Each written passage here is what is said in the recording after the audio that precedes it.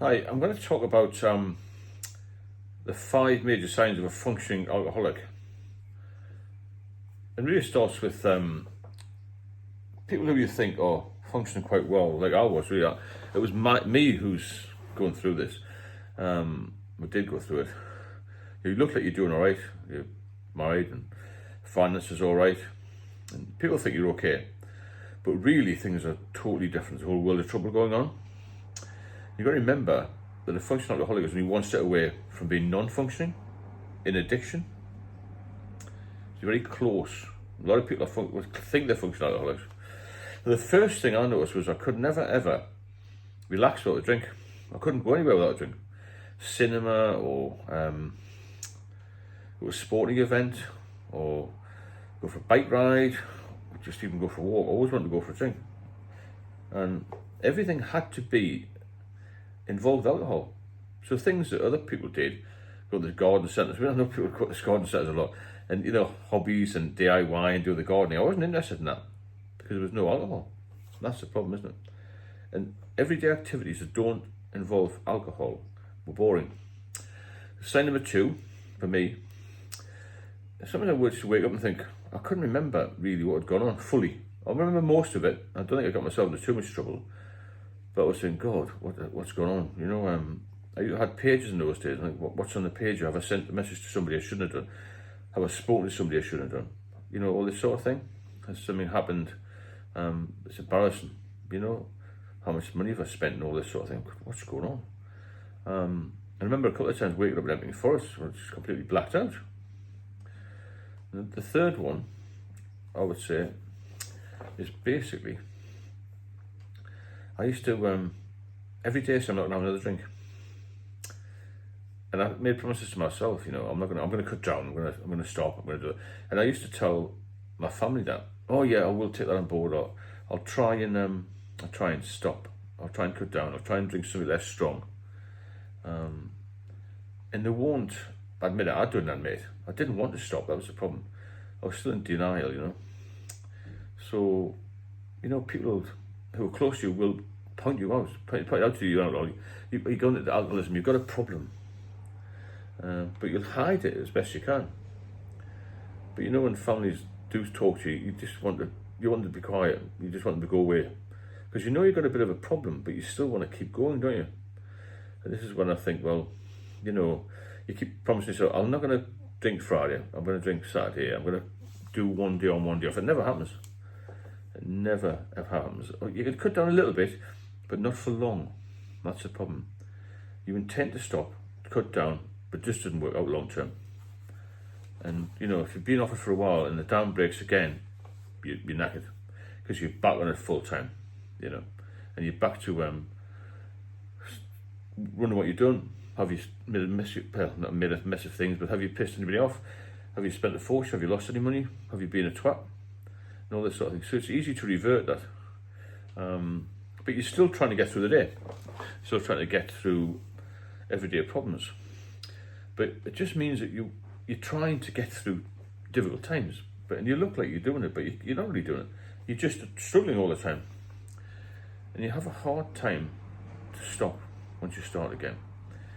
You cross your own limits. If you say to somebody, I try to do this, I'm going to have 4 pints, and that's it.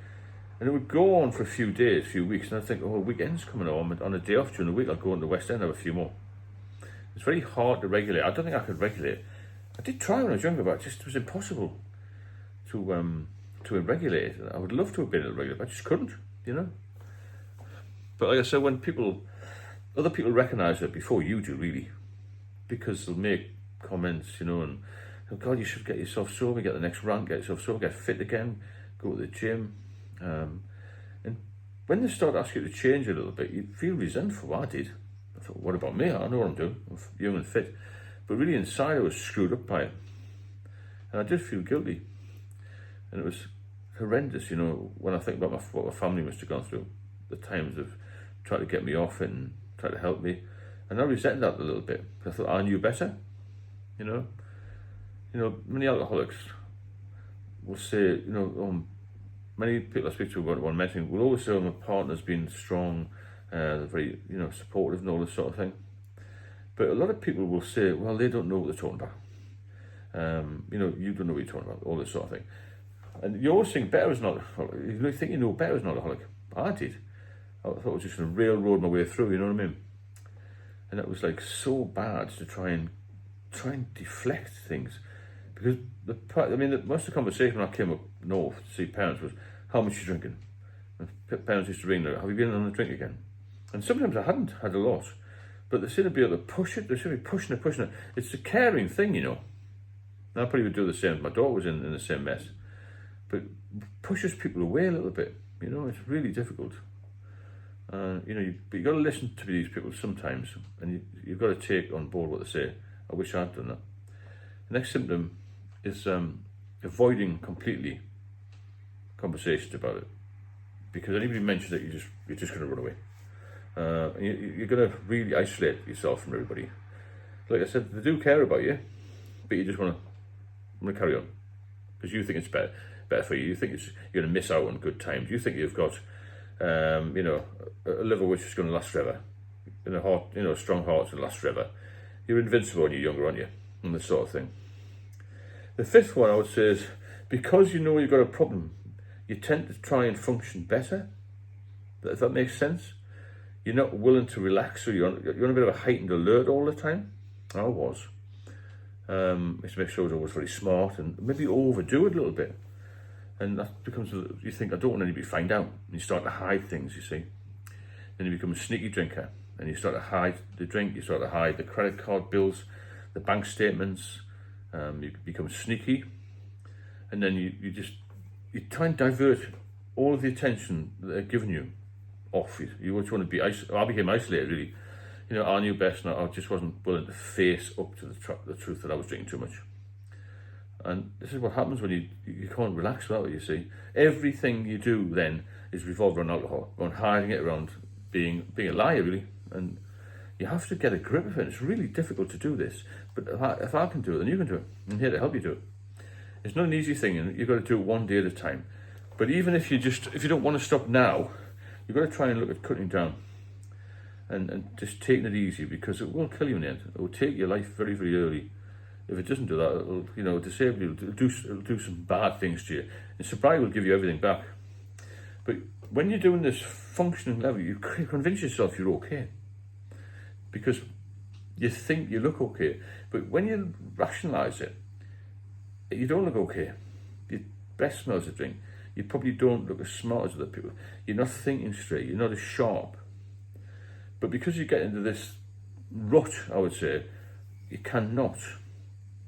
You can't get out of it easily. I mean, even medication had difficulties because I kept relapsing and that sort of thing.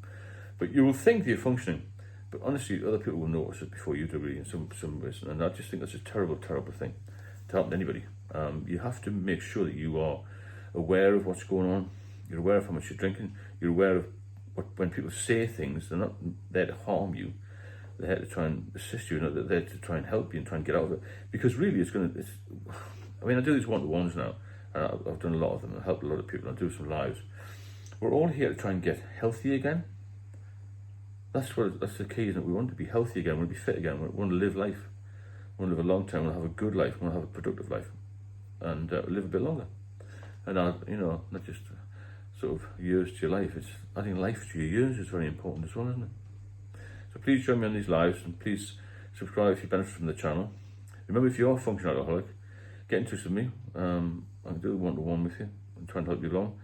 I've got an ebook out as well, and I hope you enjoy the videos because I'm doing quite a lot of them. I should be helping a lot of people. I'm getting a lot of feedback, good feedback from it. If there's any subject you want to cover, then get in touch with me and we'll have a discussion and maybe do a video on it and get involved. Speak soon.